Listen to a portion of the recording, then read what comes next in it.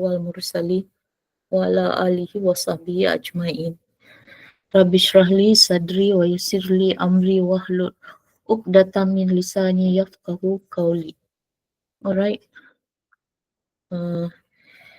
Okay, the last class we were at page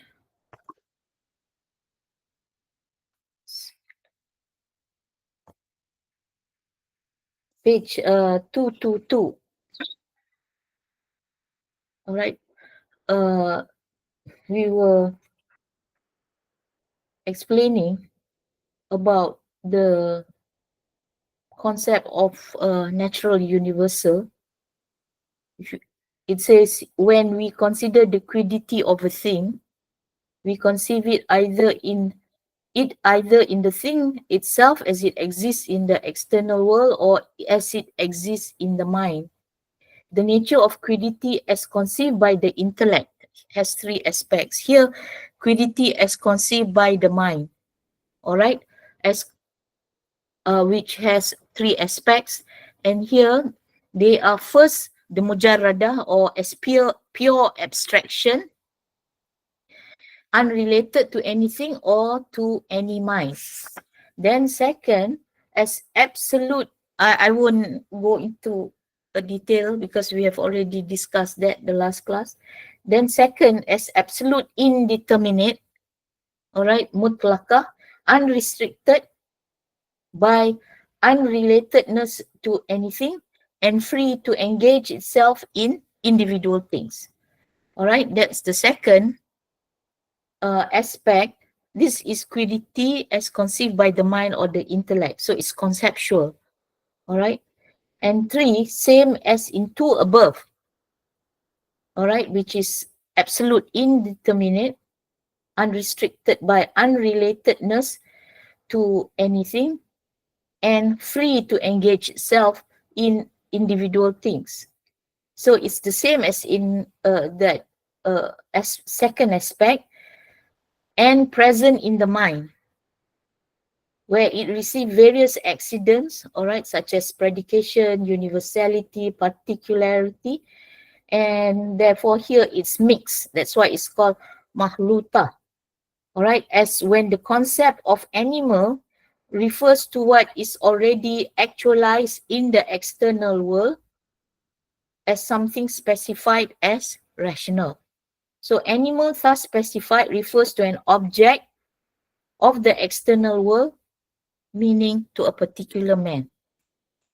All right, so it's the same as number two in the sense that animal, all right, which is the term the term rational added to animal, all right, animal in this case can be predicated of man, since animality and rationality are constituent parts of man. So it's not pure animal in abstract, but there is the predication of rationality. All right. So number three is the same as number two. All right. But here, it in terms of that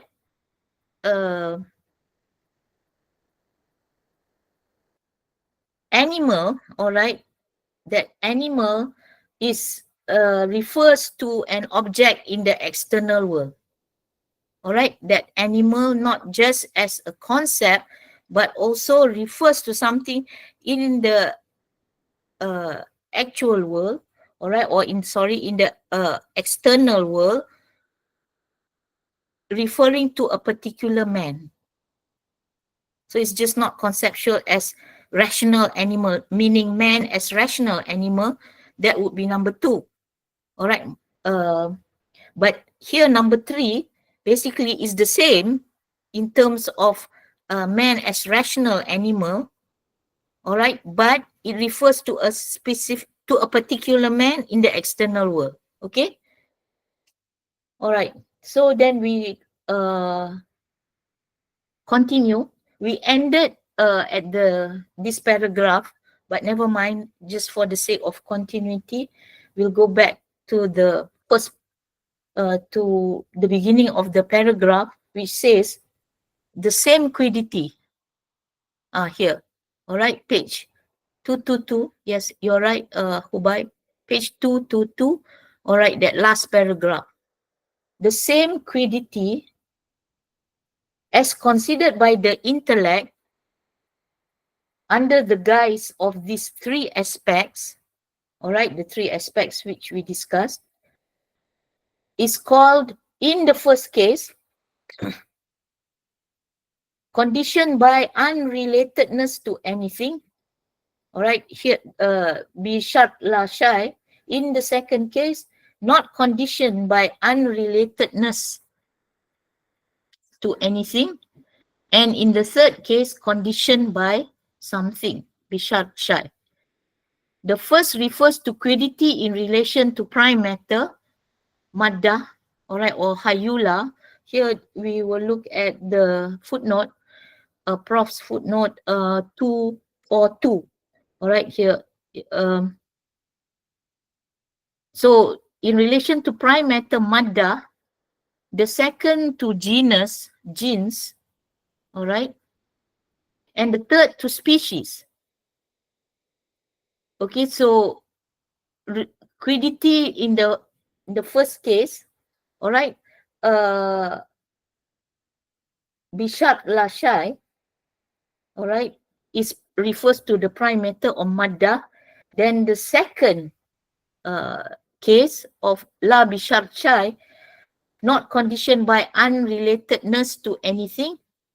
And then the third, that refers to genus, genes. And the third is conditioned by something, Bishart Shai, which refers to species. All right, so that's where we ended the last class. So now we continue today. The combination of the two senses of the meaning of quiddity, that is the logical and the ontological, in a specific quiddity, al-mahiyya an-naw'iyya, okay, did you get it? Yeah, is nothing but the very thing itself. Nafs ash-shay. It is this combined meaning of the two senses of mahiyya that is meant when it is said that the reality of the thing is the thing itself. We in fact concur with At-Taftazani when he said that. All right, here I mentioned about the footnote in relation to maddah, which is 242. Okay, if you look at the footnote, he took it from Al-Isharat wa Tanbihat.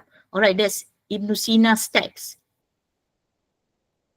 Okay, the term maddah signifies prime matter, as also signified by another term, hayula, from Greek highly, but maddah tends more to refer to elemental matter that receives generation and corruption.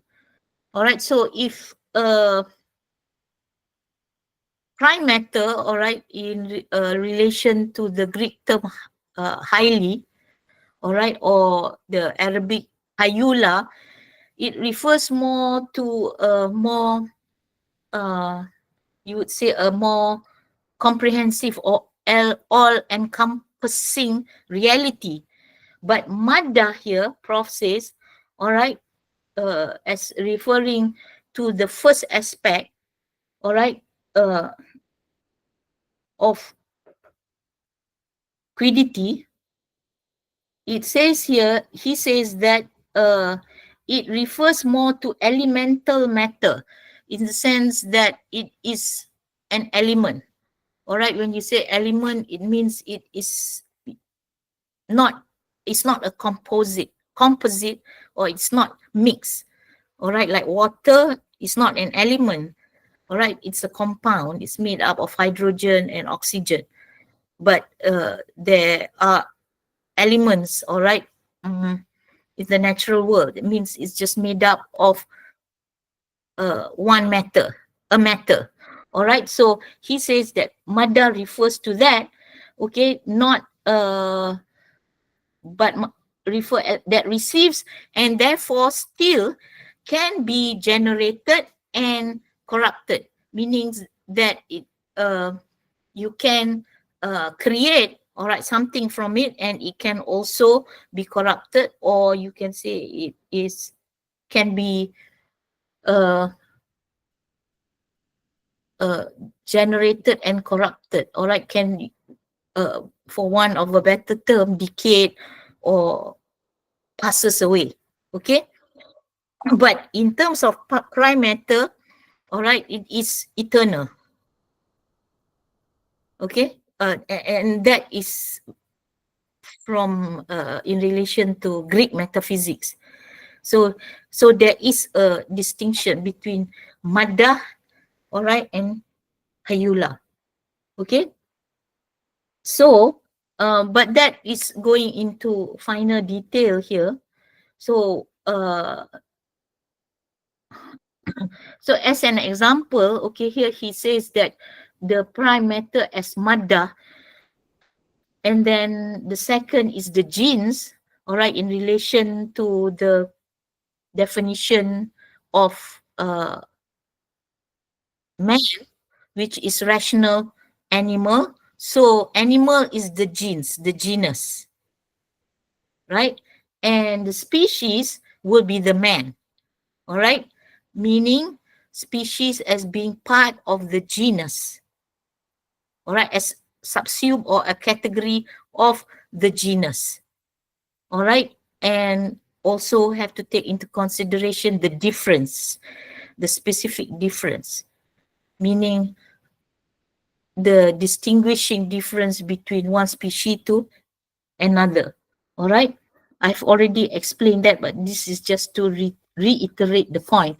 So here, what Prof wants to say, you read footnote 244 on the mahiyah of the logicians.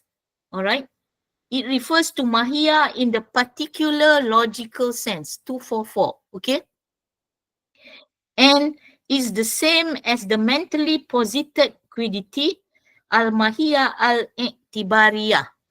All right, i'tibar is mentally posited, meaning mentally conceived by the mind. All right. So the specific quiddity has equal singulars in that what is necessary for one singular is the same as what is necessary for the other. Like man, for example, necessitates in Zaid, all right, a particular man, what is necessitated in Amr, all right, in contrast to the generic quiddity al-mahiyya al-jinsiyah, whose singulars are not equal, all right. For animal, as necessitated in man, is associated with rational and is not necessitated in this way in other animals. All right, so here, what Prof is saying, okay, there are two types of quiddities. That's why I also want to go into this. I mentioned just very like superficially about, but here we will go deeper in terms of when you say mahiyah, all right, what is it? Okay, when you say that in the logical sense, all right, what mahiyah as distinguished or opposite of quiddity, right? That is logic in the logical sense. All right, when you perceive of something, your mind can ask two questions: is it or does it exist, and what is it? So that meaning of quiddity or mahiyah is in the logical sense. But there is also another meaning, all right, another level of mahiyah, which is in the ontological sense. All right, ontological meaning in terms of being. All right, in terms of being. And here, all right, here when he says on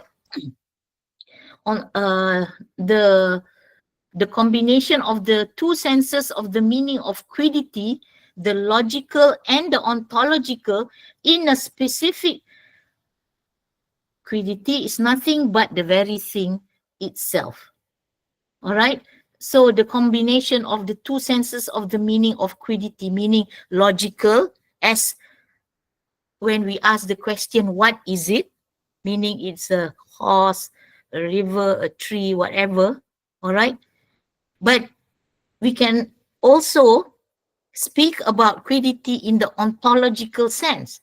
All right. And here it means but the very thing itself, meaning the stuff of the thing itself.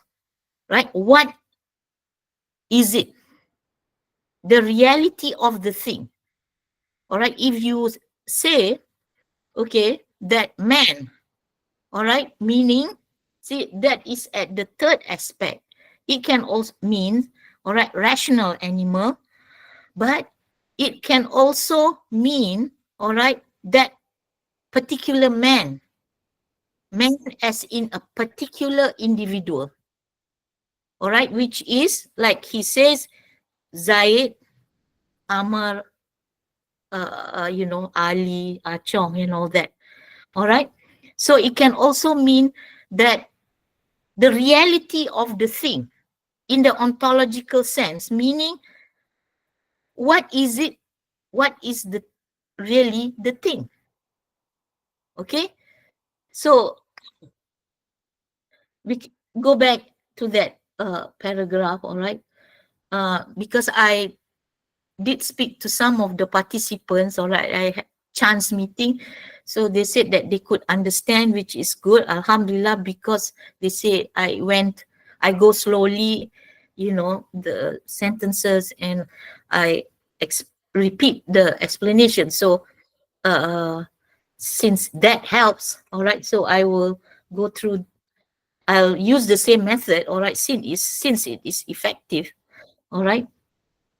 So the combination of the two senses of the meaning of quiddity, that means the logical and the ontological, in a specific quiddity. All right, for example, man, al-mahiyya al-naw'iyya. That means this, if you say here al-mahiyya, all right, the quiddity of the thing, that means the whatness of the thing, al-naw'iyya meaning species, whatever. And here we give the example of the species of man. All right. It's nothing but the very thing itself. It is this combined meaning of the two senses of mahiyya, meaning the logical, all right, and the ontological sense, that is meant when it is said that the reality of a thing is the thing itself. All right. What is the reality?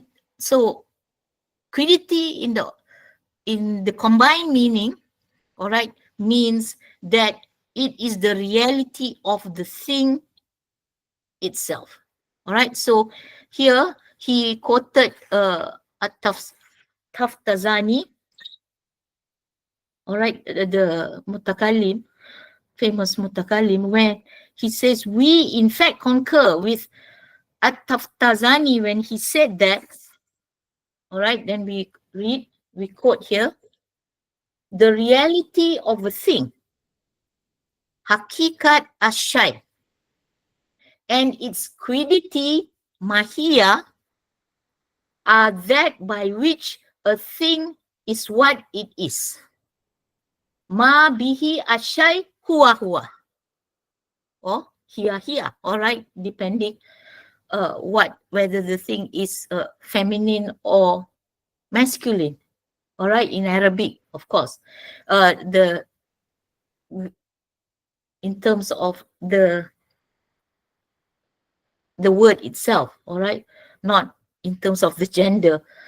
Anyway, like rational animal with reference to man, in contrast to laughing animal and writing animal since it is possible to conceive of man without reference to them, refer, that is, laughing and writing, inasmuch as they are among the category of accidents, al-awarid, all right, and it may be said further that by which a thing is what it is, when considered bi-i'tibar, as being realized externally, tahakkaka, is a reality, hakika.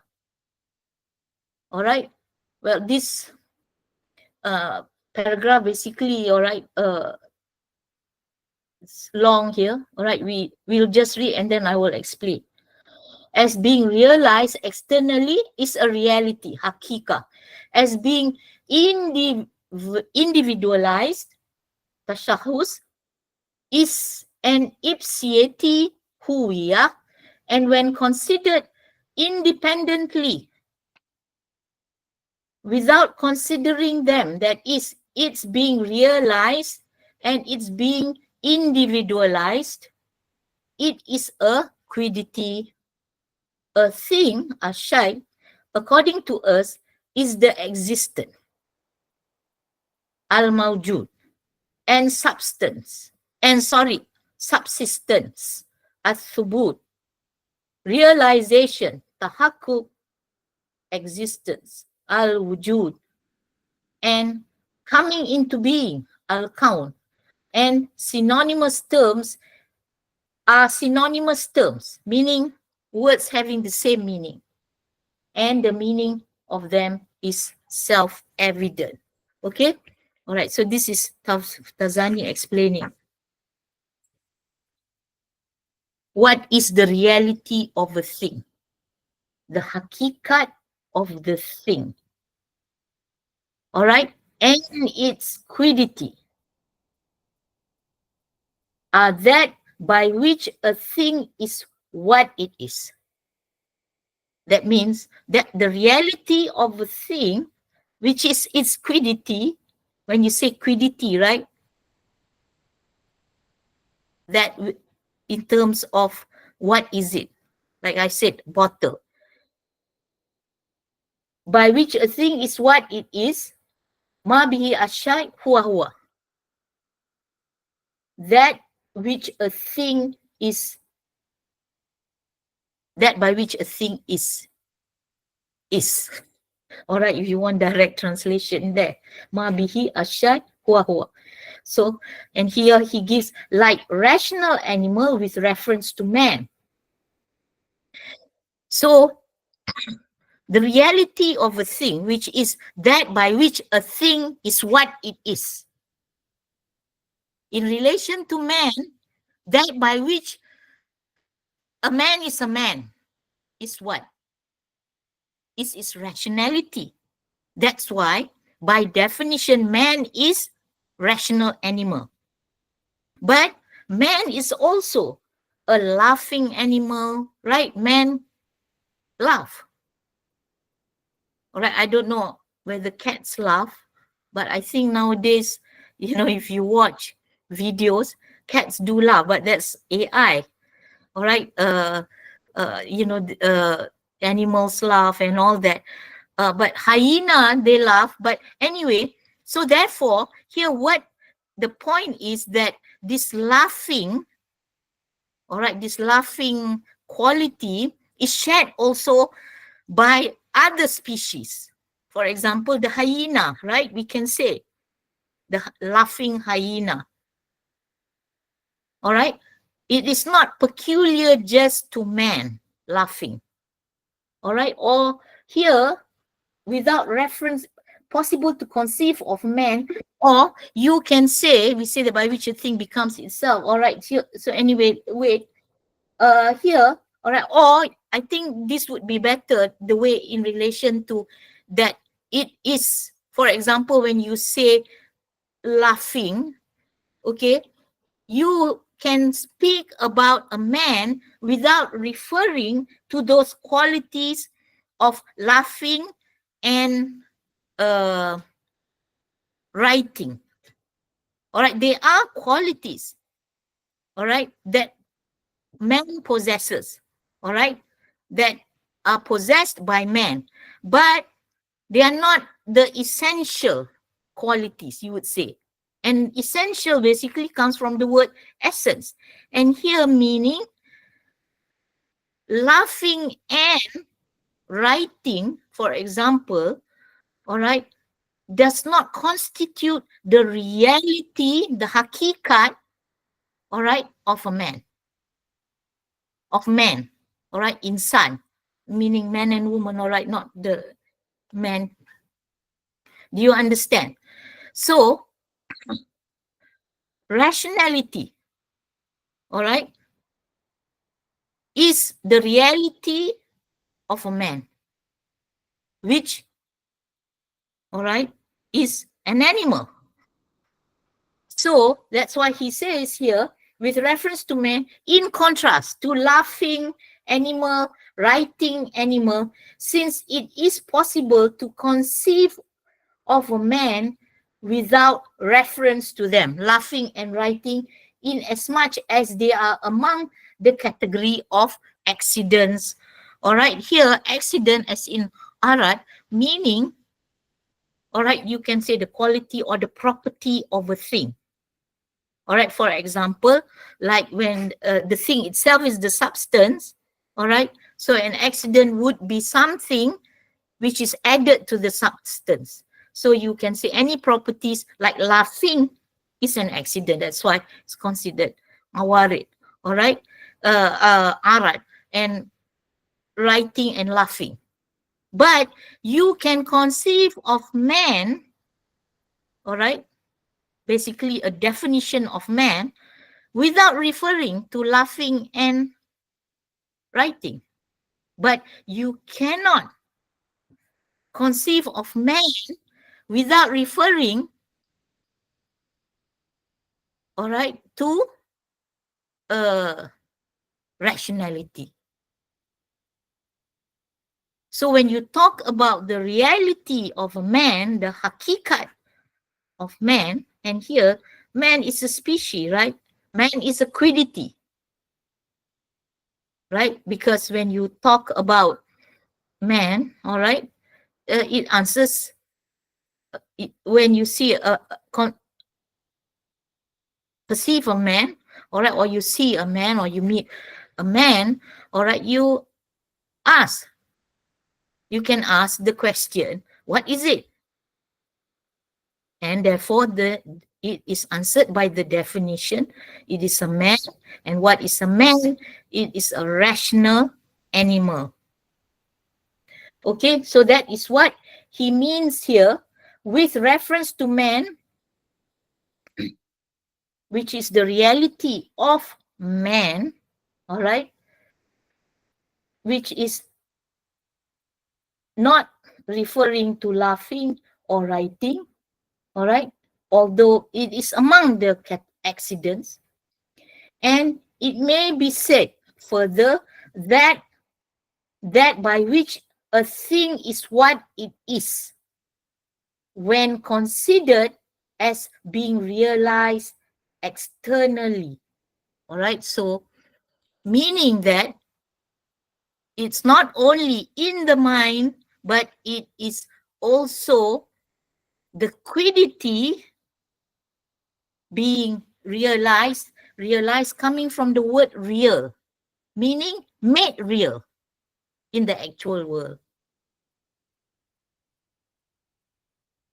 All right, so that is what is called reality. And here Taftazani's, all right, Prof quotes Taftazani, all right, to explain what is meant by it. So therefore, he is saying the quiddity has the meaning of quiddity has two senses. One is logical, all right, in the sense of when you can answer the question, what is it? And the second is also at the ontological level. That means it has an ontological sense, the meaning. As an ontological sense, meaning the reality of a thing, the hakikat of a thing. The hakikat of a thing means, all right, the reality of a thing. Meaning that by which a thing is what it is. And here he gives the example of man. So man, the definition, conceptually, right? Logically, all right, the answer is what is man, right? Meaning what is the quiddity? Meaning rational animal. So that's the definition of man. But when that is at the ontological sense. All right, at the ontological sense, or at the ontological level, or meaning ontological meaning. I mean, sorry, not ontological. All right, logical sense, meaning it answers the question of what is it, meaning definition. Definition means includes genus, all right, and the specific difference will give you the species. Logical. But here, there's also the ontological sense, meaning the reality of the thing. All right, the being of the thing, the reality of the thing, which is that by which a thing is what it is. And what is the reality of man is rational animal. Rationality. And here he is saying, so how do you get this ontological sense? Meaning, all right, he is saying that by which a thing is what it is when considered as being realized externally. That man as rational animal is realized externally, meaning it is there. It exists in the external world. You see a man, a real man, right? When I see Hubaib, all right, of course here is virtual, all right, you can't say real, it's virtual. But if, for example, if a man right in front of me, all right, so you will say it is a real man. Although you can look at man, all right, the quiddity of man conceptually, in the sense that you know what is a man by its definition, which is rational animal. But quiddity can also mean, all right, here remember the term al-mahiyya an-naw'iyya, meaning the species, the quiddity, all right, of a man right in front of you. That's the real man. And that real man, all right, is whoever, Zaid, Amr. But like Prof says, they all must share. The specific quiddity has equal singulars. In that what is necessary for one singular is the same as what is necessary for the other, like man, for example, necessitates in Zaid what is necessitated in Amr. All right, so rationality, in the sense that Amr is rational, Zaid is rational, has rationality, whatever man. All right, because rationality is what a man is. A man is rational. Is the reality of a man. Okay? As opposed to laughing and writing. These are not necessary for you to attribute these qualities of laughing, even though human beings love, a man loves and man rights, but they are not essential quality. Or you would say it does not make the reality of a man. I hope you understand. Okay, that's what he says. To the generic quiddity. So al-mahiyya an-naw'iyya, all right, that's rational animal.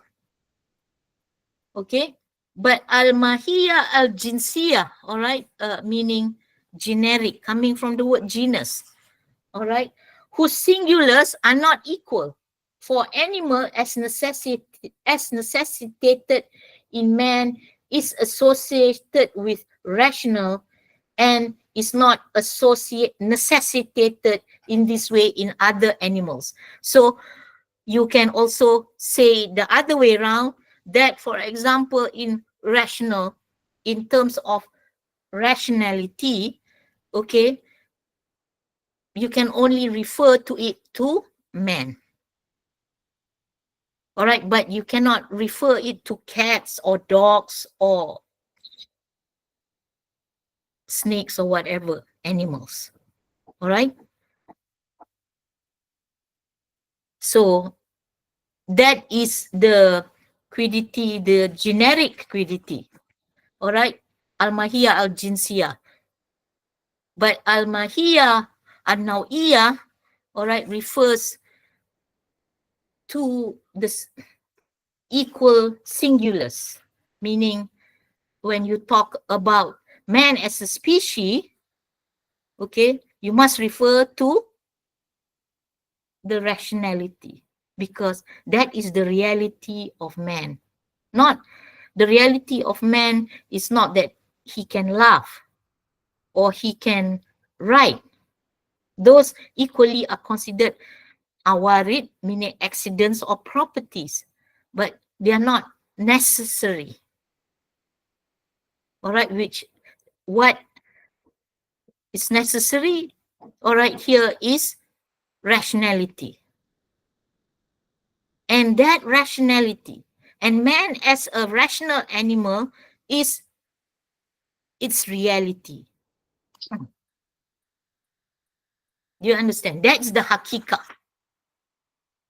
So, all right, this is basically what Kaftazani, all right, wants to say.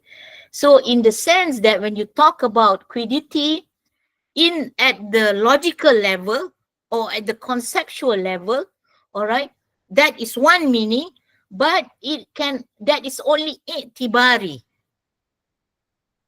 But when you want to talk about in reality, hakiki, all right, you refer to this, all right, this logical sense, okay, as realized externally, meaning tahakkaka, is realized.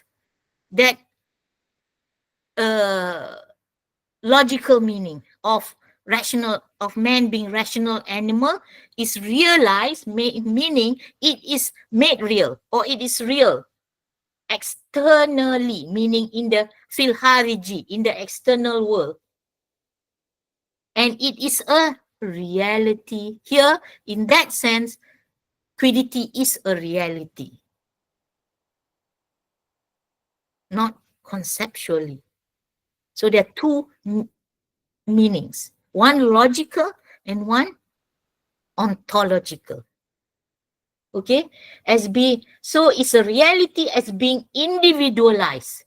So quiddity as a reality is being individualized as an individual, not as a concept. When you say man as a concept, referring to the concept of man as rational animal. But when you talk about man as a reality, all right, means that this rational animal exists. I mean, is real, all right, in the external world as an individual. It has to be individualized. All right, here tashahhus, individualized.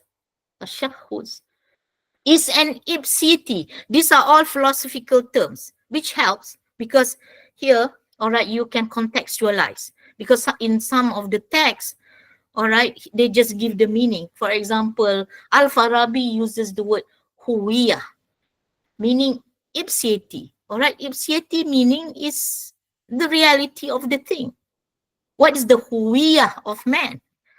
All right, it's an ipsiety meaning a reality but individualized, meaning Zaid, Amr, Ali, Achong, Sami, Ramasami. All right, and when considered independently, without considering them, that is, it's being realized and it's being individualized, it is quiddity.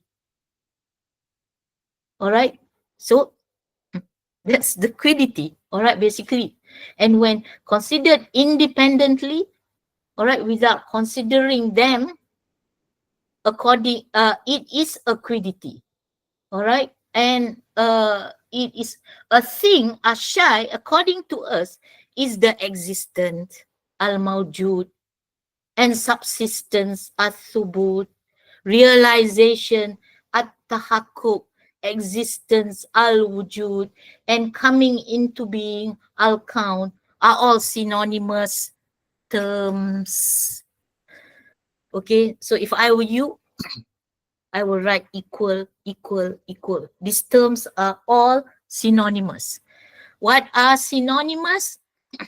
Quiddity, at the ontological sense, meaning the thing realized, all right, realized in the actual world. Equal, all right, or you can say first a hakika, huwiyah. These are all equal. Just put the sign equal because they are synonymous terms. All right. Although there are nuances, all right, in relation to the philosophers, but here we look at in terms of the mutakallimun's understanding, all right, because he's using here in the sense of trying to explain to us the degrees of existence. I mean, Prof. All right, so equal and individualized. A quiddity must be individual.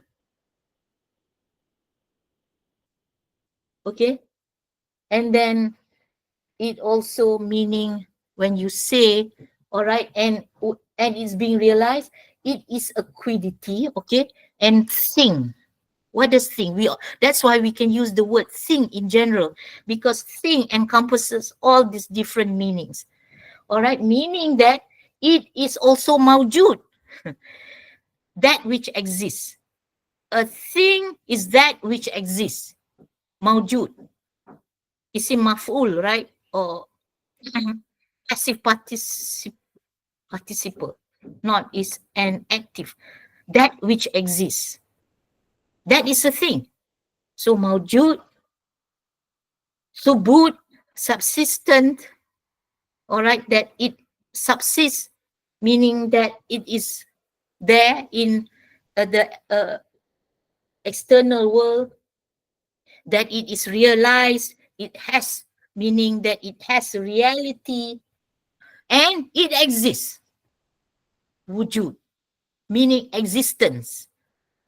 Mawjud, that which exists. Wujud is existence. You would say is the verbal noun, masdar. All right, because in this kind of disciplines, all right, since we are talking about everything in the logical sense, language is so important. All right, and Arabic can serve that function. When you say that which exists, that's mawjud. So when you see the bottle, it exists right in front of you. You can say it is a mawjud. And all the things that you experience are mawjudat. Why? Because that which exists. And those things which exist are quiddities. in the sense of the logical sense, meaning what are they? Bottle, calendar, laptop, trees, horses, what have you, buildings, right? They are quiddities, and therefore they are individuals. Individualized quiddities. Quiddities individualized, because you can ask, what is it? Right? But in terms here, when they talk about quiddity also, you have to speak about it. You can speak about it also in the ontological sense, meaning in terms of its existence, being. So therefore, all right, when you talk about it, it is basically quiddity at the conceptual level being realized in the external world. So therefore, if your mind says the quiddity of man is rational animal in the mind, what is the hakikat of man is what is in the real, what is in the external world, or its reality. But it has to be an individual. Concept can be general, concept of man, which includes all men. But when you want to talk about it in the ontological sense, in terms of its being, all right, you have to refer to one man in the external world, meaning conceptually realized in the external world. And that is when you know Zaid, Amr, and all that as man, meaning they are all rational animals. They are rational animals. Concept being realized in the external world. And therefore, that is what is called a thing. Here, thing meaning something which you can talk about. Man is also considered a thing, but of course, with definition, it is an animal who is rational, who can think, all right, who can rationalize. Okay, so that is the reality of a man, that specific Zaid, Amr, and whoever. So when they say, I remember the question last week, one of Sapa, can't remember what's his name,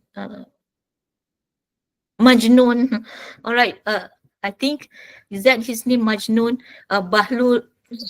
He asked, what is this existence? So now I'm trying to tell you, okay, in terms of the logical sense of when you look at the thing, you can talk about two aspects of the thing, meaning quiddity and wujud, but, and therefore, that, okay, the concept of existence are portions of these things. Now these portions, you know, we have come to know now, these portions are existence individualized, or they are called mawjud, that which exists as whatever, as, for example, as man, but individual man. Okay, so, and that is the reality when you that reality of man, all right, as rational animal, as realized in the external world. That's the hakikat. Okay, as according to Tazadi. And here, and when you talk about something subsisting, something existing, something real being realized, all right, those are all considered things. A thing, a quiddity. And here he says also wujud. Then you say, oh my, you know, I'm confused. You said mawjud. Yes, but in the mawjud, what consists of a mawjud? Wujud and mahiyah. So when you talk about a reality of a thing, you must consider its wujud and its mahiyah and that it is mawjud, that which exists, that which subsists. And here, all right, is also added and coming into being, because as creation, as creatures, we're not creator. Allah is the creator. But as his creation, we always come into being. We always, because of the fact, all right, that of this al-halqul jadid, the of new creation, where Allah creates and then we pass. Creates, pass. Instantaneously. But it's not the same. Even though, all right, being created and then we pass, all right, pass away, perish, or corruption, facade, all right, whatever term we use, we are not exactly the same. We have the same form. The reality is still the same. We are rational animal. We are not a mammal. We are not a lion. You see, this is very important. For example, who's doing on evolution. It's very important we do not become a different species. In evolution, the evolution of species. Here, the species remain the same. Why? Because the quiddity, the hakikat, the reality of, for example, the species of man. You can talk about other species, but here, the reality, even though, and here, I just want to mention specifically here also, but you, to Hubaib and also to others, all right, which is very important because we do get confused, all right, in terms of, they say that Islam also, there's evolution because we evolve. But the reality means the same. We evolve in the sense of coming into being, all right, in the sense that there's always, we come into being, we get, we exist, and then we fade, all right, or we perish, and then we exist.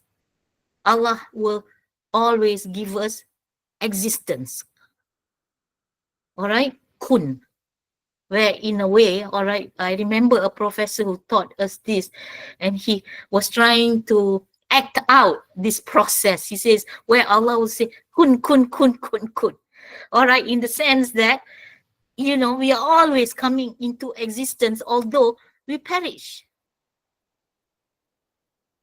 So, this is what it means. All right, our reality is still the same as a human being. All right, and we don't change species. We're still man. Man will be man. We don't, if, for example, the theory of evolution, all right, to put simply, man came from apes. They evolved from a lower species. No. So when, for example, Mullah Sadra do speak about this evolution. So this evolution, all right, is also a very loaded term, because in the sense of the concept of evolution, which is attributed mainly to Darwin. But here in terms, so we do have a kind of way of thinking. So evolution refers to that kind of evolution. But here, evolving, all right, transforming, coming into existence, all right, it can also mean evolving. But we are not evolving into another species where I can hop, all right, or even in other religions, there's the concept of transmigration of the soul, or what is the term, reincarnation. All right, that if you were a fish in this life, or then you become better and better.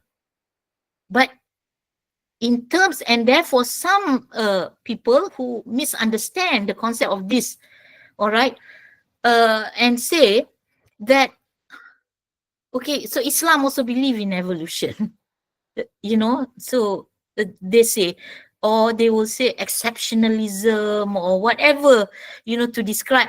No, it's the different concept of evolution here. So we do evolve in the sense, not in terms of the theory of evolution of Darwin, but in terms of evolution. And here, all right, I just want to give you a window. What do you mean by we grow spiritually? What do we mean? What do you mean by we develop? You know, we improve ourselves, we transform ourselves into better human being, better person. And here, in terms of ethics, we talk about improvement in terms of we become more patient from somebody who is very quick-tempered, all right, or foolhardy. You know, you are not using, you are not, you there's no temperance in you. So basically, that's what it means also in terms of this evolution, or this coming into being. It is not only in terms of, you can say, in terms of accident and substance, all right, and the accident and substance can also mean in terms of your change, improvement, if you want to explain it, all right, in the looking at it from a holistic perspective. When you say, you know, you have changed to become this person, all right, it's not only in terms of physically the change, all right, from a baby to a toddler to a teenager, but still you are within the species of man, genus animal, definition rational animal. Of course, you have other accidents or other qualities, which is laughing and writing and smiling, but the reality is the same, and that is shared in all human beings. That's why, all right, we can generalize, we can universalize in terms of the concept, all right, but we can also particularize, because that we talk about particular, but it is within the universal. All right, so here is also, you know, to explain in terms of the term evolution, we misunderstand what it means. All right, and so there is change, but it's not like you will say, oh, there's a lump sum change. All right, what do you mean by lump sum change? Like what do you call, what's the word, huh?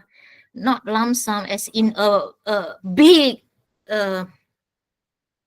change, like from a toddler, from a baby, all right, to a toddler. It is constant change, constant creation. All right, that, you know, you don't become like suddenly from a 2-year-old to 5 years old. And especially, all right, here, as if you meet that person every day, as in, if you are a parent, you meet your child every day, you don't see, you know, the change. You know, suddenly my son is like so tall. Suddenly my son is growing, you know, has become an adolescent, has facial hair, right? But actually that change, all right, it is not like suddenly, all right, it is gradual. And that basically is evolution. But the evolution, as like I say, it's totally different from in terms of the term evolution, as in the theory of evolution, which of course there is misunderstanding. And this is very important in for us to try to explain transformation, physical transformation, mental transformation, psychological transformation. How does transformation take place? All right. And so here the explanation is back to basics from the thing. And when you want to understand a thing, you can understand it conceptually, but then like you can also understand it in reality. Because what we see, like you say, hey, quiddity is not only conceptual, right? Yes, quiddity is also the reality of a thing. What makes a thing what it is? What makes bottle a bottle? The bottleness. What is bottleness? All right, meaning like a container. So you can say genus, perhaps, container. All right, and drinking bottle, all right, is a bottle species, but you can use bottles as, you can refer bottles as vase or what are other things, but drinking bottle is where you drink from. All right, so it's reality, it's the reality of a thing. It's mawjood because it exists, right? It exists, mawjood. But that mawjood includes wujud and mahiyah. And here, because we are creation, this part in philosophy, all right, we didn't emphasize this, but it's very important in the terms of, not that it's not emphasized, perhaps I overlook it in terms of count. You also must take into consideration that it is coming into being. All right, that it exists. You see, and the meaning of them is self-evident. He said they are all synonymous. So put equal, equal, equal, equal. All right. So what is important perhaps here, Taftazani, all right, because he mentioned that coming into being. I just also want to reiterate it to myself. All right, in the sense that when you say, because Islamic philosophy, all right, we took concepts and terms also from the Greeks. All right, and here the distinction between existence and mahiyah, all right, it was distinguished by Aristotle. All right, but for Aristotle, it doesn't have any theological significance. Why? Because for him, it's the same, because he talks about mawjud, that which exists. You already talk about that thing as existing already.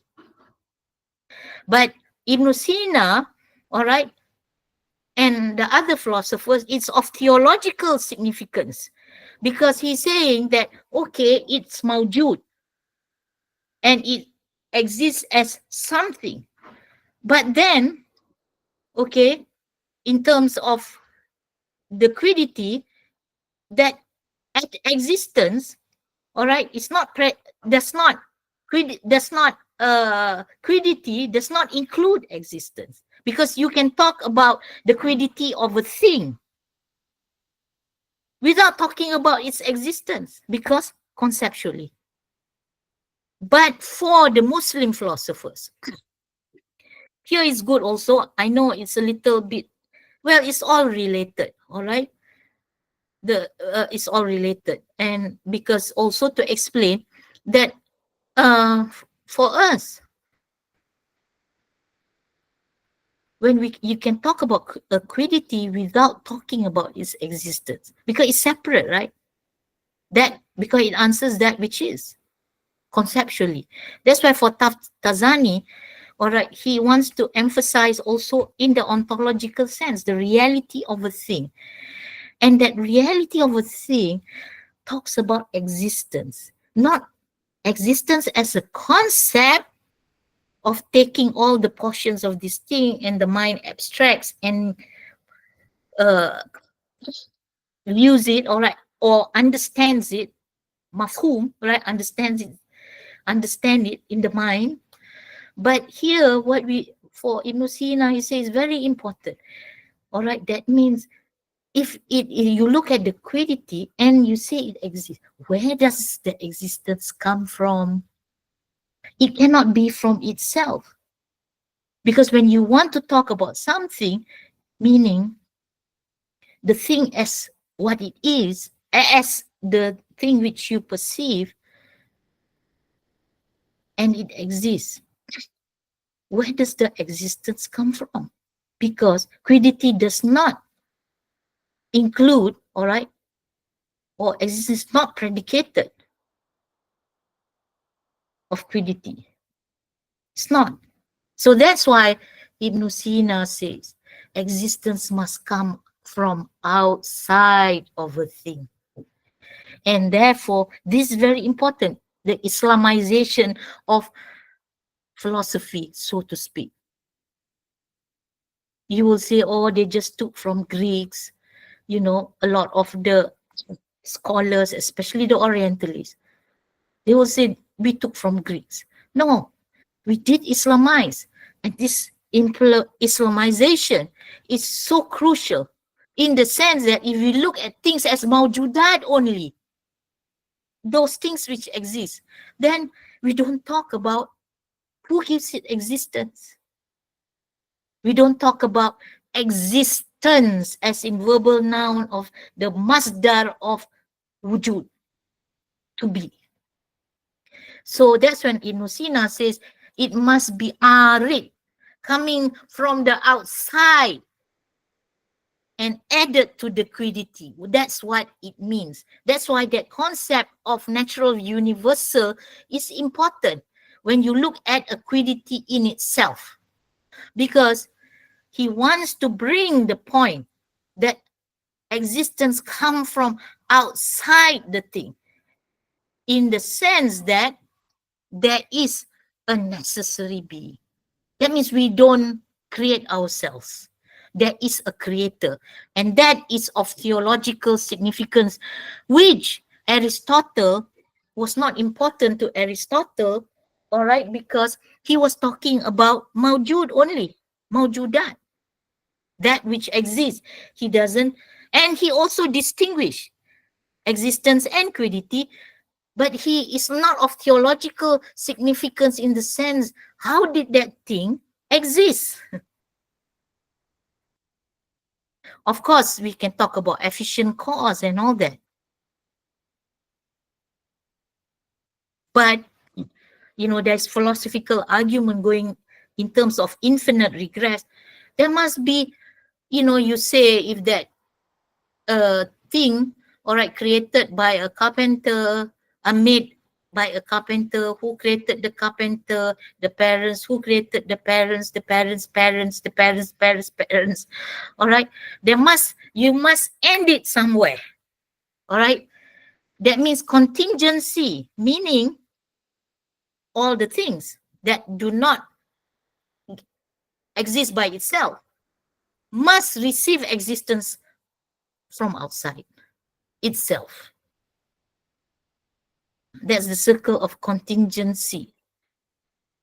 Burhan as-Siddiqin, right? So therefore, there must be something from outside of that cycle which must exist by itself. It cannot exist, not like all the other contingent beings, meaning possible or mumkin. We are all mumkin only. We can exist and we can not exist. But there must be something outside of that. cycle of contingency. And that is how Ibn Sina proved the existence of God, necessary being. The existence or the being which is necessary, meaning that it cannot not exist, meaning its essence is existence, wujud. If our essence or our quiddity is rationality, but this being and our existence is only contingent, but this being, its existence or its being is necessary, meaning its essence is existence and therefore it cannot not exist because that is its existence, or you can, because that's its reality, existence. But for all others, there's two components: quiddity, existence. Necessary being, you can say only existence. That's why some say he has no quiddity, or you can put it another way, his quiddity is existence, wujud. All right, so that explains all. Okay, so what I meant was just now, al-kaun coming into being is very important as contingent beings. We are all as thing, mawjud. All right, so here, let's continue. In the above passage, all right, here, appearing as the beginning of the commentary on An-Nasafi's Al-Aqaid, all right, he is commenting on the Aqaid, all right, famous, all right, in Kalam. Although in philosophy, you know, Ibn Sina's Al-Isharat wa Tanbihat or his Ash-Shifa is crucial or pivotal, all right, but in Kalam, all right, this text, At-Tafzani combine reality and quiddity, all right, Mahia, meaning Hakika and quiddity as together constituting that by which a thing is what it is. So for quiddity in the particular logical sense is merely a mental entity belonging to a class of secondary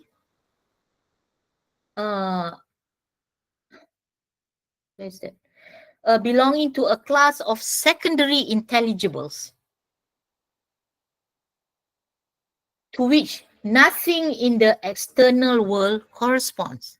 Now you understand when we said just about the concept of existence. That concept does not relate to something which is real in the external world when you talk about concept, because concept is in the mind. But here, Taftazani is saying, talking about quiddity in reality, as a reality, hakika. All right? To which nothing in the external world, whereas the theologians, right? So here important, Taftazani representing the mutakallimun, were concerned primarily not with mental entities, seemingly the philosophers, but I would say the philosophers start with Ibn Sina, start with mental conception first, because we experience it and our mind as try to conceive of try to know, that means conceive of it. All right, so the theologians, what they are concerned primarily with mental work primarily not with mental entities, but with extra-mental. Extra-mental means fil kharij, meaning outside of the mind. Such a reality such as immediately perceived at the stage of the primary notion of things. All right, so he wants to explain. But Ibn Sina, when he talks about the immediate perception of things, all right, he talks about in terms of the logical sense, the mental thing. All right. So it's not that they are not concerned. All right. Here again, it's a matter of emphasis or focus or what they emphasize. But in terms of the metaphysics itself, when you want to talk about the worldview, you can say it's the same. Because a lot of students also get confused. Oh, they say, how come they have different perspectives? Are they having different perspectives? First question. So that's why we have to study.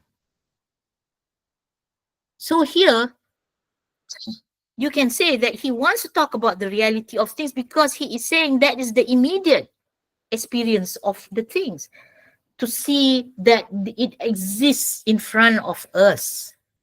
But for Ibn Sina, being a philosopher, he says what for us to know, then our mind must know. Because for him, all right, the al-akal is the instrument of knowledge. So we use the akal. Okay, not that the flawed theologians do not use the akal. Okay, so this is what it means, all right? Immediately perceived as at the stage of primary notion of things. Thus, they define reality, hakika, as something realized externally. All right, so they say that the hakika, all right, so at the stage of, thus they define reality as something realized externally, tahakkaka, and the combination of reality and quiddity in the particular logical sense becomes the equivalent of quiddity in the general ontological sense, which refers to real essence having as its reference or correspondent a concrete external object and existent a mawjud, a thing. All right, I hope it's clear now. All right, because should I confuse you a bit?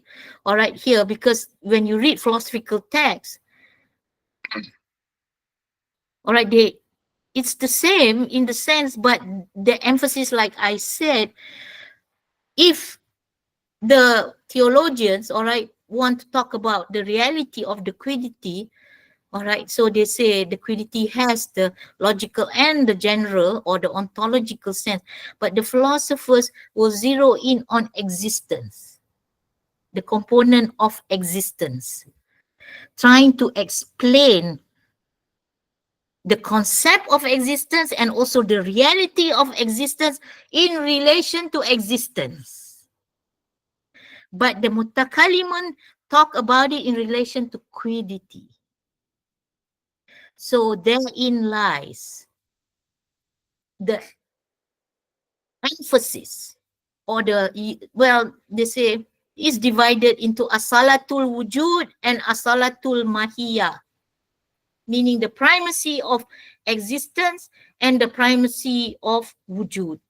The philosophers, well, mulasadra, because before that, Ibn Sina didn't talk in terms of wujud or in terms of primacy, asal, all right, asalatul wujud, coming from the word asal, meaning primary, asal, principial, foundational, you would say, right, how to interpret. It's mulasadra who really basically systematize and use it, all right, but then they work backwards and they say, well, Ibn Sina also talks about the what do you call asalatul wujud. So now I wasn't going to bring this up, but I thought that it's it's the context is there, why not just explain, why not we also go into it, I mean, not totally, of course, to mention it also. because you will read in philosophy books. All right, basically, they say that in history of the history of thought, Islamic thought, you would say, or in terms of history of philosophy even. All right, you can talk about asalatul wujud, asalatul mahiyah. So which is primary, which has is ontologically prior or primary, meaning reality. So it's still wujud. It's just the emphasis here. So it's the emphasis in terms of Ibn Sina, he focused in on wujud to explain asalatul wujud. What is real? It's wujud. But here, Taftazani is not saying mahiyah, all right, but although it's asalatul mahiyah in the sense of like differentiating the school, but they do not have a different sense of reality. All right, this is just in terms of concepts, conceptions. All right, but here what do they emphasize? Reality, truth, real. And here they emphasize in relation to quiddity. But if you read Mullah Sadra, for example, the arguments are different, but it boils down to the same thing. All right, in terms of concepts. That's all. I mostly, I don't think, yes, I would say that because what is the worldview? All right, it's the vision of reality. You can say there are differences. Of course, there are differences, perhaps, of the vision of reality in terms of conceptualizing it by some of the Muslims who are very literal minded or do not like metaphysics. You know, like for example, the school of Wahhabism, or very Salafism. Well, of course, like I say, those terms are nuanced, also are loaded, but even within. All right, but in terms of in terms of our Islamic intellectual tradition, intellectual meaning intellectualization. All right, even then there are differences here, the conceptual, the conceptions. But what is the reality? And so, can it be different? So when you can talk about quiddity as itibari or asal, which is real and which is so that's why what they take pains, all right, to try to conceptualize, to explain in terms of concepts, all right, this reality. All right, so it cannot be that reality is different.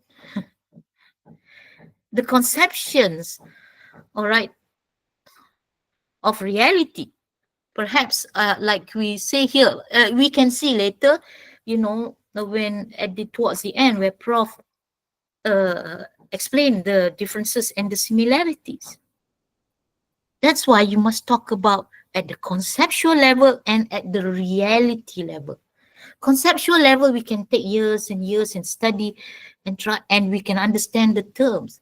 The reality is another story. It's to experience that reality. And that is not about concepts. All right? And what really, that's why people don't want to go into this philosophy or this philosophical Sufism or philosophy in terms as a rational science, discursive thought, because they say it's a hijab, it's a veil, because we get trapped, we get immersed in all these concepts and these terms. So much so that we cannot get out of this labyrinth, all right, or this web of concepts. And we have experienced it ourselves in terms of reading it, trying to explain it, elaborating, and all the nuances. We haven't even done much of it, but enough for us to understand the text that we are reading, I hope, inshallah. But so much so that we get trapped that, we cannot fathom, all right, or the reality, or you can say not experience, all right? They will say experience. That's the ilmu dhawq, the tasting, the witnessing, mushahada, the mukashafa. Al-Ghazali uses ilm al-mukashafa, the unveiling, or he also uses dhawq, ilmu dhawq, all right, or the mushahada, witnessing. The philosophers, they say mushahada, you witnessing it, because we are trapped in all these things. And philosophy, of course, does that a lot, right? Because we are using the mind. That's why the Sufis would say, like Rumi, for example, Maulana Rumi, they say that, philosophy is limited. And then you say, why? It's because of this. We cannot go into the reality of wujud, because it's all covered, veiled, all right, hijab, all right, by all these philosophic, these concepts, mental concepts. But philosophers, they say this is necessary. Even the mutakalimun, all right, because they want to understand the nature of things. They want to understand the nature of Allah Ta'ala, all right, through rationalization or through rationality. All right, it's those who are involved in the transmitted sciences or the ulum an-naqliyah who would not appreciate this. All right, if, for example, they say you want to talk about wujud, all this not important as long as you can experience. You know it. And when you know it, you do it. You internalize it. It becomes part of your being, because that is the reality. The reality of being is, as an individual, is you. So I don't talk about me being a rational animal. I don't talk about me being in terms of a woman. I don't talk about me being, whatever other qualities or, accidents or properties. I just talk about being. You become, you are. You internalize and you live out. So that's another approach. We are not saying, somebody asked, right, one of the companions or even Rasulullah, but usually they attribute it to Sayyidina Ali radiallahu anh. All right, say, how many paths are there to God, to Allah? He says as many as the souls of man. All right, or as many as the breath of souls of man, each his own. But of course, okay, in terms of the sciences, all right, as knowledge, as branches of knowledge, we categorize. So there are the philosophical, there's the mystical, all right, the Sufis, and then there's the legal. All right, they don't want to go beyond the letter. All right, so there are different approaches. So they do categorize. Like I said, sciences.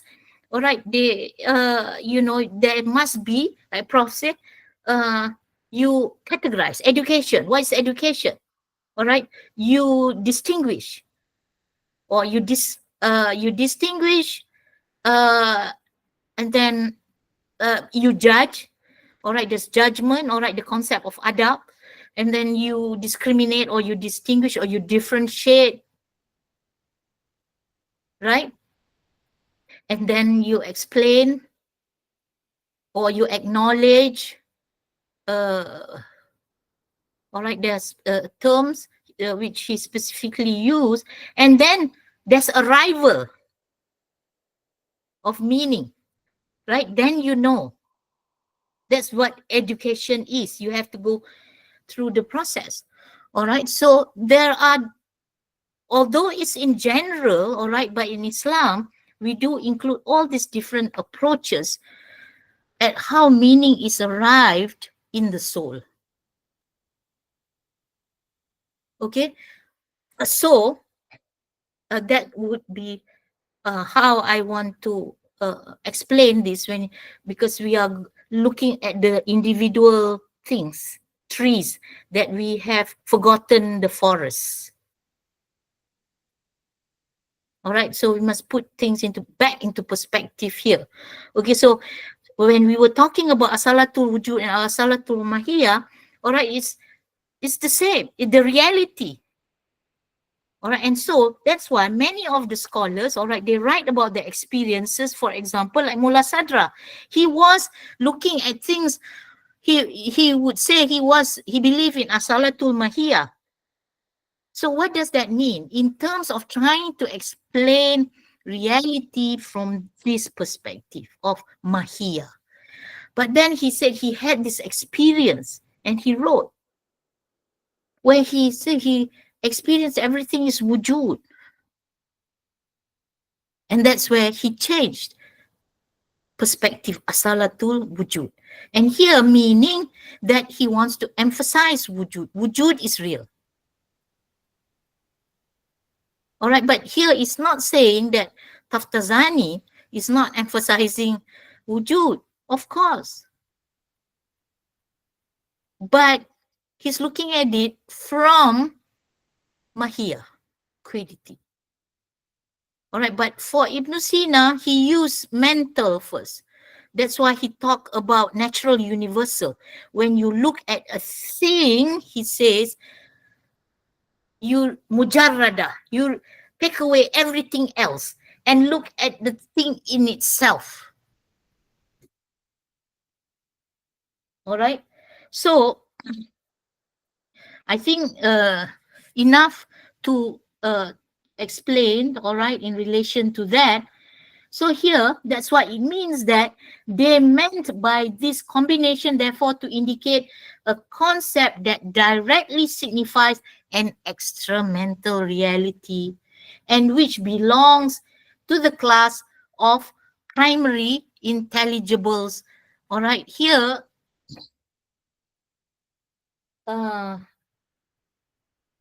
well, should I go into it? But never mind. We just continue here, all right? It is to the third aspect of quiddity. All right, remember, the mahluta, the mix.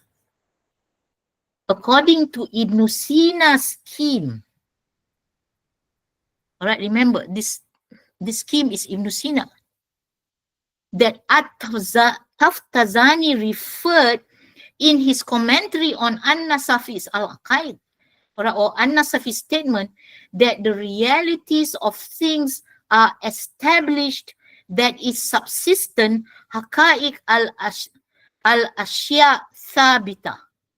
All right, thabit. Remember, thubut, subsistence, the reality of things. All right, the subsistent reality of things.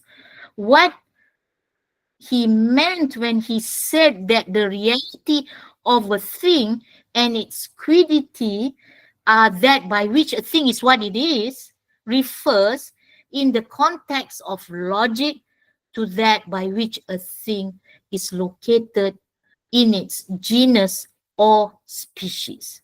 All right? Animal alone is not man. It is rather the nature of a being without determination of its special form, which is rationality. Similarly, rational alone is not man. It is when predicated of animal. its special form, which is a principle of difference by which the species man is defined, but man in his quiddity is not that combination. Man is man. Right, 248. Al-Isfaraini, super commentary on Taftazani's commentary. All right, this is also derived from Ibn Sina. All right, when you studied philosophy and kalam, they divided the school of kalam into philosophical philosophy. They say Taftazani started from Taftazani, and who else? Al-Isfaraini. They are the mutaakhirun because they took a lot of philosophical concepts. This one example here. All right, that's why it's very important to read primary text, to engage with primary text, because if you read secondary, the authors, all right, they just take the important points, but here you experience it itself. You experience in the sense that this super commentary of Taftazani, meaning he commented on Taftazani, who commented on An-Nasafi, which actually is derived from Ibn Sina. And that's why they are called the mutaakhirun, the philosophical mutakallimun, because they got it from Ibn Sina's text. All right, here, so that is just to pinpoint, to highlight things. So here what it means, man is man. Man is not ape. Ape has not become man. Why? Because, all right, that's the reality. But because here he is also explaining in terms of quiddity, in the first aspect of mujarrada, okay, meaning the pure abstraction, not limited to anything. And therefore you can talk about animal as non-determined, undetermined. And that is at the conceptual level, undetermined. That's why it's called a natural universal. When you talk about animal, as though shouting will emphasize the point, all right? Meaning, you just talk about animal. In terms of, you can say universal. It's not, again here, we repeat, okay, pure abstraction. If you talk even also about rationality here, all right, pure abstraction. Okay, so that's why he says, what Taftazani meant when he said that the reality of a thing and quiddity are that by which a thing is what it is. Refers in the context of logic to that by which a thing is located in its genus or species. Animal alone is not man. Only rational animal is man. It is rather the nature of a being without determination of its special form. Animal, non-determined.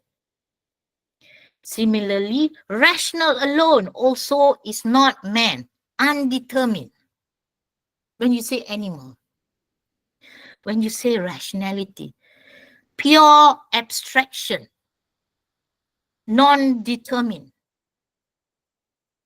That's what it means. It's rather the nature of a being without determination of its special form. Similarly, rational alone is not man.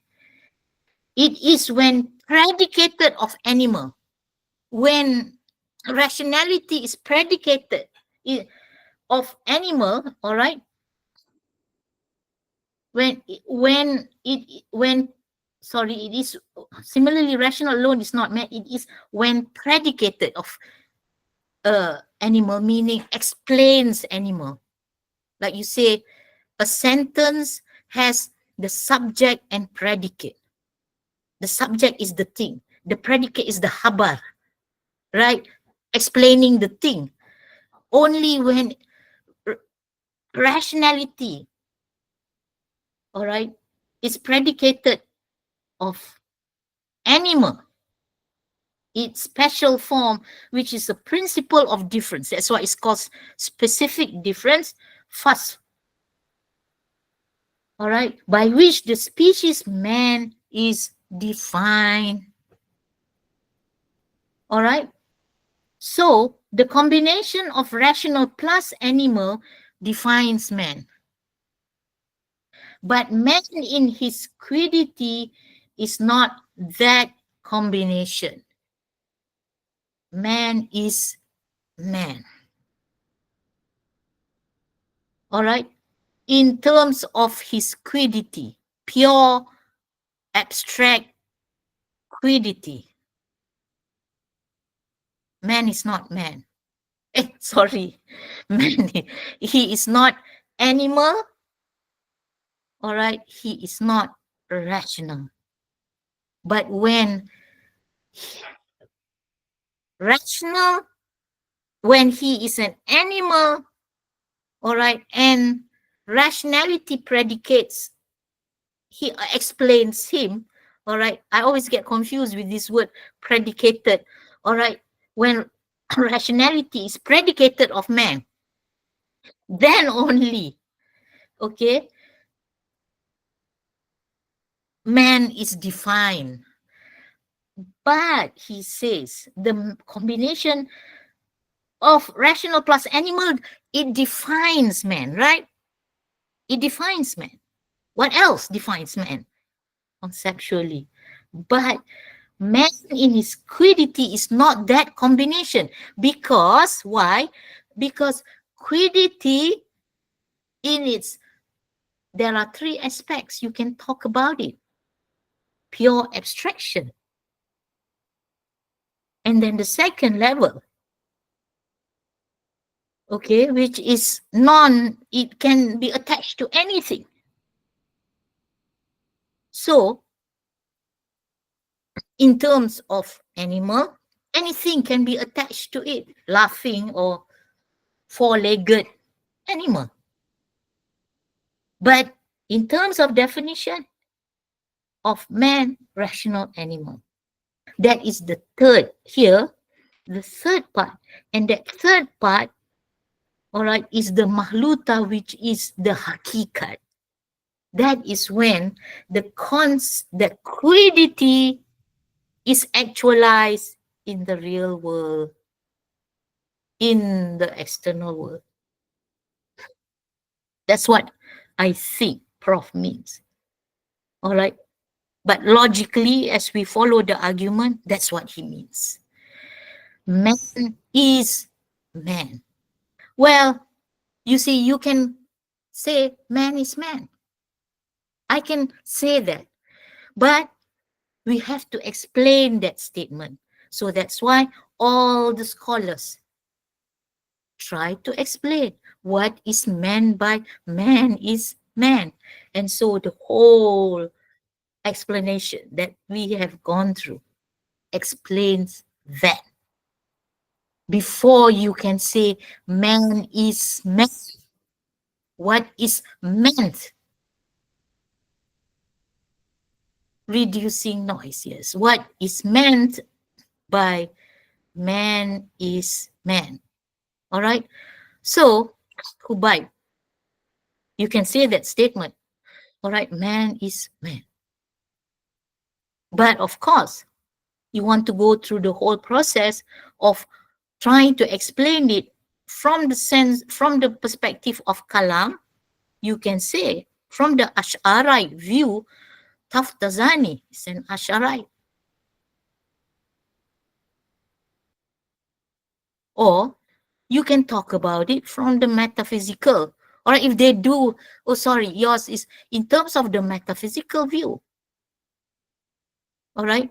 So this is a metaphysical statement, really. Man is man.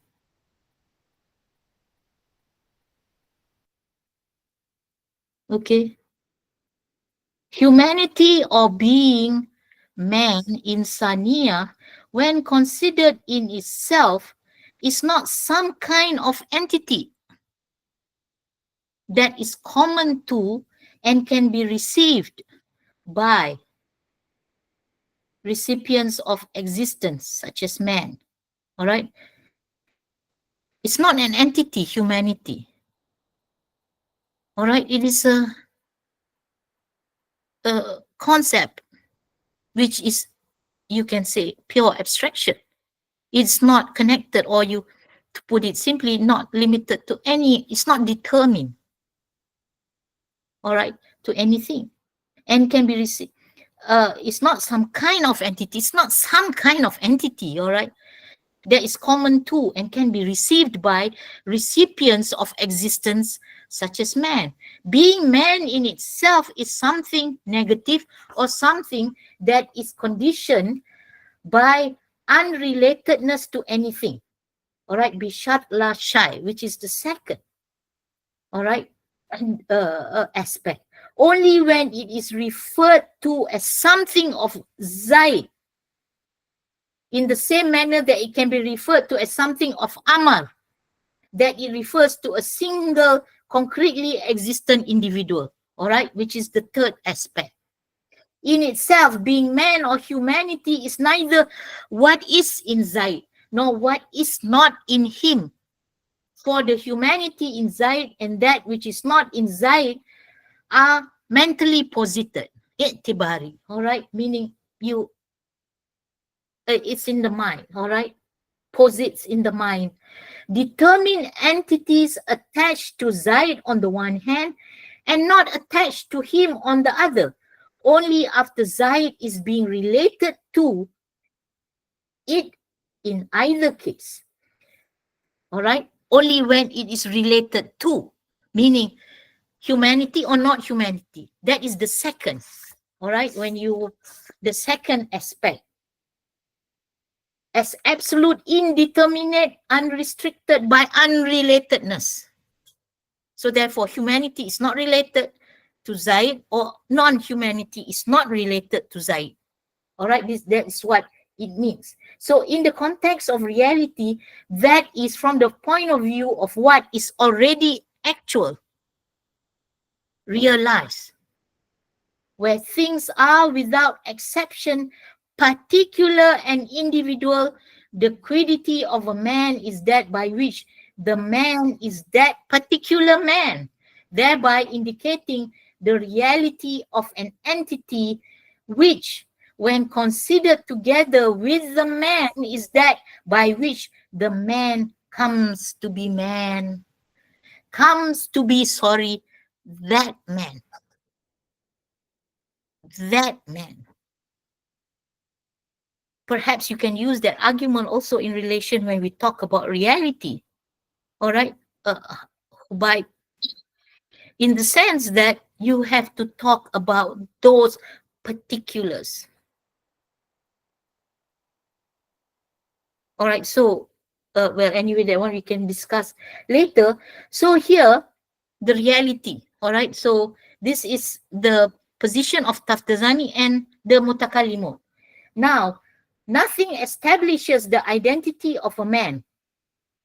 Neither the part al-juz, like rational, for example, nor what is accidental arid to him, like laughing, for example, except his very self, which is the nafs. This entity, when considered together with the man, of which is the man's identity or very self, is other than the man.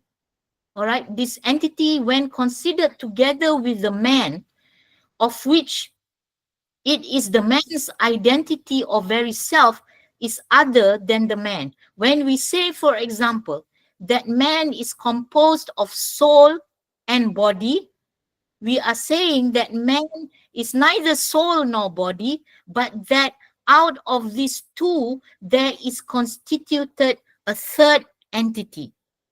To this refers the interpretation of Fakhruddin al-Razi, who is considered more of a mutakallim, all right? I mean, when they categorize him, but of course, he's also philosophical, Kalam, when he said that primary knowledge, al-im ad-daruri, is arrived at because of the existence of something which is indicated by every human being when he says I.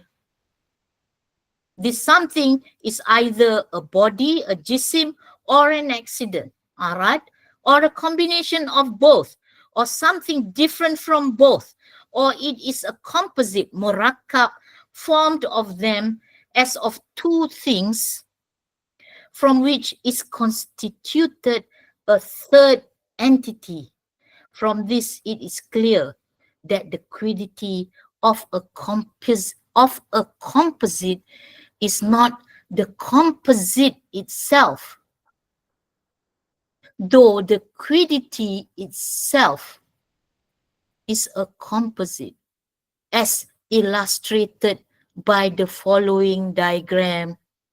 All right, so the following diagram, number 1, 2, 3. The above illustration is only meant to simplify visually what we mean.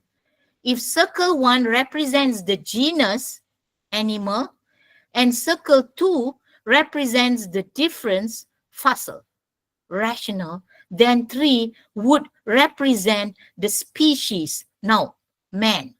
Similarly, if circle 1 represents the substratum matter, madda, and circle 2 represents the substantial form, surah, then 3 would represent the substance, the body, which is jisim.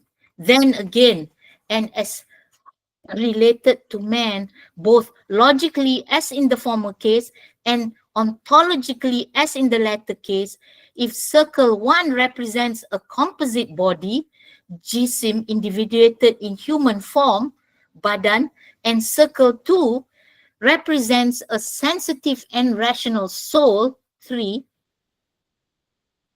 nafs, then 3 would represent a human being.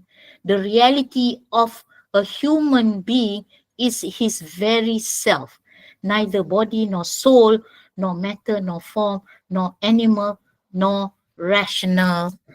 All right, so what it means here?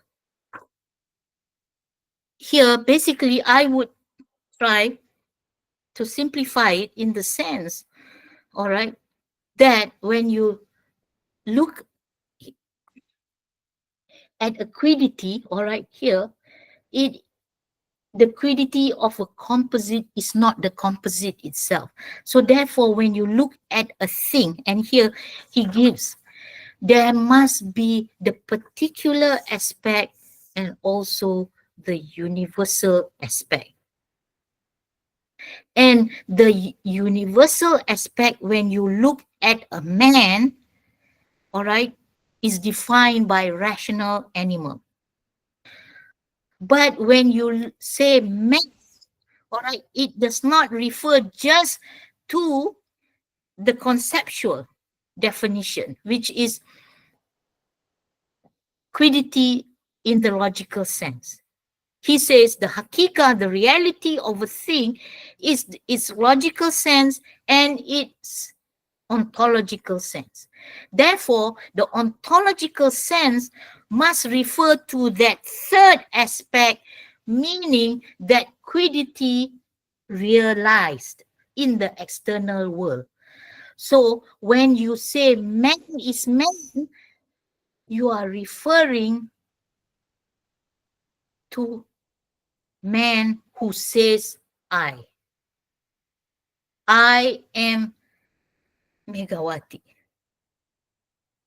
That is me as insan. You can, as a concept, yes. What do you mean Megawati? Megawati is a rational animal. But when you talk about man is man here, all right, not in terms of just a species, but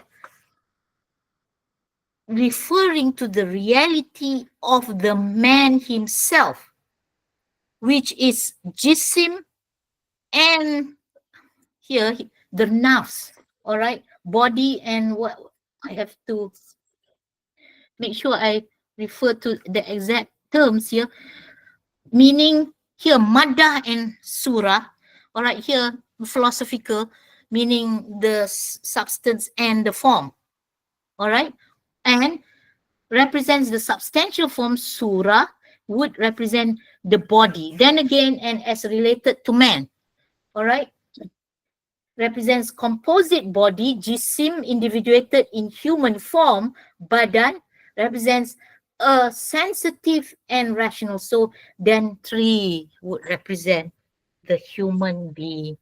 So I would think basically he wants to emphasize the reality of man. He wants to explain when you talk about reality, what is it? You cannot say rational animal. That's conceptual. And then you cannot say in the sense that rational taken by itself as a concept does not mean anything. Well, it has its meaning. But here, when you want to define things, when you want to know the reality of things, and here the example of man, rationality doesn't mean anything. Animal doesn't mean anything. But put together, it means man, which is the definition of man. But that definition is only in the logical sense. But when you want to know about the reality of things, so here, the reality of things in terms of the meaning of what a thing is in itself. What a thing is in itself. Meaning, what makes a thing what it is. It has to be individuated in the sense because it has to be actualized in the external world. The actuality or the realization of that quality in the actual world has to be particularized. It has to be individuated. That's why tashahus. It has to be determined and individuated. And what is that reality he is saying? You see, it's amazing. Prof is trying to explain how do you understand reality using concepts and words. So that when you do experience it, you know and understand. This is the experience of the reality of things. It's not, you see, a lot of people say, how do you know? How do you know Mullah Sadra experienced reality of wujud? How do you know Al-Ghazali? God cast the light of knowledge in him that he has certain knowledge. How do you know? Well, we have a mind. And that, all right, in itself is a stepping stone to that experience. Because a lot of people say, well, how do you know? Well, you go through the concepts. So here, what is trying, conceptualize it step by step. It is logical. So here Prof is saying, it can be humanity as a concept is negative. What is humanity? But when you attribute it to something, then it has a meaning. And even if, for example, you say attribute the term rationality and animality to human being, all right, it is not the hakikat. It's not the reality of man. What is the reality? It has to be the man has a body and a soul. And he says, I, not man. When you say man, who are you referring to? So this is what it means, reality. He's trying to explain conceptually, conceptually, when the reality at conceptual level, if you understand, so that you understand, so that if anybody were to say, well, a lot of people say, well, perhaps it's just the imaginal faculty. It cannot be. Why? Because the experience of reality is not imaginal. It's not just in the imaginal faculty. The imaginal faculty, just to put things simply, all right, it's like when you are in a dream state. You're dreaming a car, but it is not a physical car. But you dream as though that you are experiencing driving a car. So it is not. If you want to argue with people, if they say, well, I don't believe people can experience the reality of things. Here, what Prof is saying, all right, is that experience of reality in the sense that you can experience yourself. You understand who you are conceptually. You understand in terms of your substance and your form, right?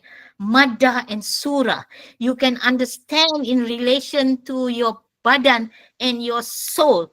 And it is I. It is not somebody else attributing that I-ness or that reality.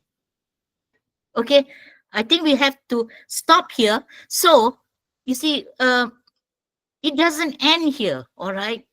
When you say I, we can go further. But is that I really real? In terms of the degrees of existence. And that's why the Sufis say, or they say, Qalbul Mu'min Arshu Rab, right? The heart of the believer is the throne, Arshur Rahman, the throne of the merciful. So here I just want to indicate, just open a bit window. So don't say here, meaning the reality of you. You are I. That's why you can bravely say, I did the work. I did this, I did that. Or the reality in that sense. But we are just the small I. There is the bigger I. I. And that's the Allah's I. So for the Sufis, they say, we live, all right, in submission. That small I submit to the big I. Referring to the hadith Nawafil, all right, I am the ear by which you hear, I am the eyes by which you see. All right, so just to indicate to you, all right, we are not here. This is the explanation in terms of the realities of things, in terms of qualities, all right, in existence, in terms of concept and reality, or hakika is reality, right? So here also, Prof wants to show, okay, that's why you would say the text a bit difficult in the sense that wanting to show there is ittihad, union between what is known and what is out there. What is known in terms of the mind, concept. And then he relates it, all right?